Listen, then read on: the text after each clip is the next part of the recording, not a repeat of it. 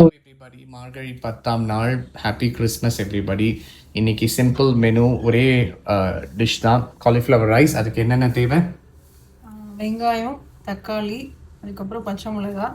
இந்த காலிஃப்ளவரை டர்மரிக் போட்டு பிளான்ச் பண்ணி வச்சுருக்கேன்.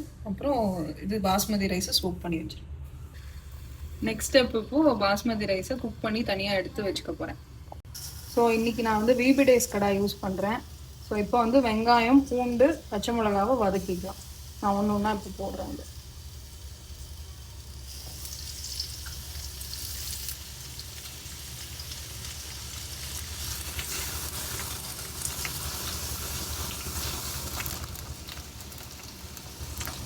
ஸோ இப்போ நான் தக்காளி ஆட் பண்ணிவிட்டு ஸ்டவ்வை ஸ்விட்ச் ஆஃப் பண்ணிடுறேன்.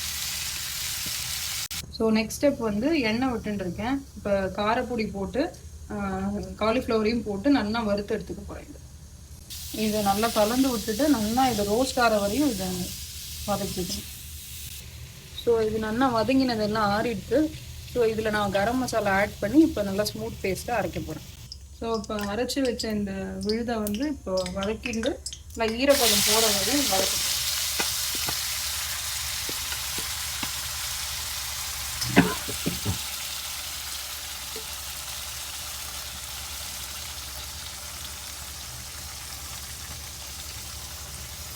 ஸோ இப்போ அரைச்ச விழுதை எண்ணெய் விட்டு நல்லா ஈரம் போக வதக்கிட்டுருக்கேன்.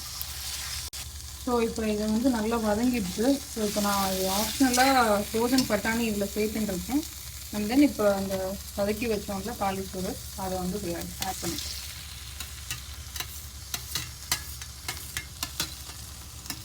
ஸோ ஆறுன சாத்து அதோட சேர்த்துட்டு நல்லா கலந்து விட்டுட்டு கொத்தமல்லி தூவி ஆஃப் பண்ணிடுவேன். Cauliflower rice ready. இதுதான் எங்கள் மெனு டுடே. என்ஜாய். தேங்க்யூ.